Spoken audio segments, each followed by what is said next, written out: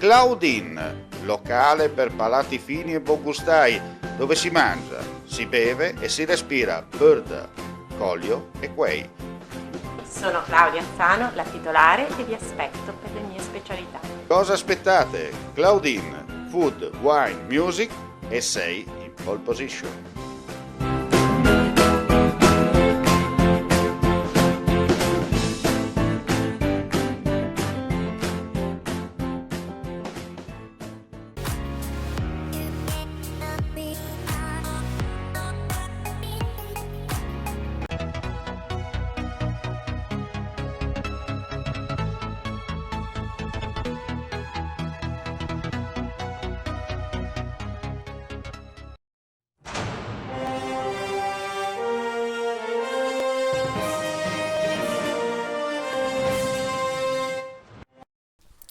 Il Tribunale per i minorenni di Trieste ha condannato a 2 anni e 8 mesi di reclusione un adolescente accusato di violenza sessuale nei confronti di una quindicenne avvenuta la notte di Ferragosto a Lignano Sabbiadoro. Per un altro, a processo, è stata concessa la messa alla prova.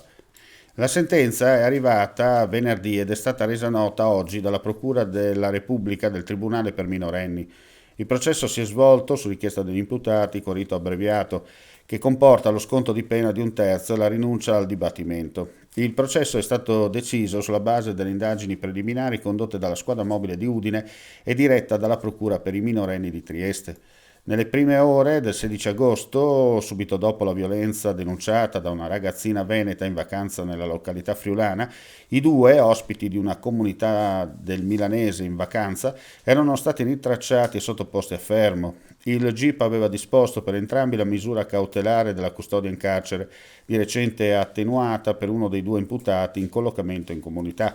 Durante le indagini è stata richiesta una consulenza tecnica per l'esame del DNA che ha ricondotto i due minorenni. Il processo proseguirà nei confronti dell'adolescente ammesso alla prova, che prevede un programma di rieducazione che sarà definito nei prossimi mesi.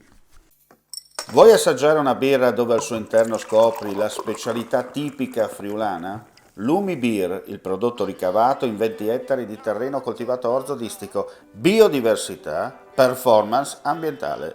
Lumi Beer nelle sue 5 versioni disponibili, 4 per consumo veloce e dissetante e la versione Magnum per intenditori. Lumi Beer si abbina a qualsiasi palato. Lumi Beer è un prodotto esclusivo Azienda Agricola Pancera, il buon seme, i buoni frutti.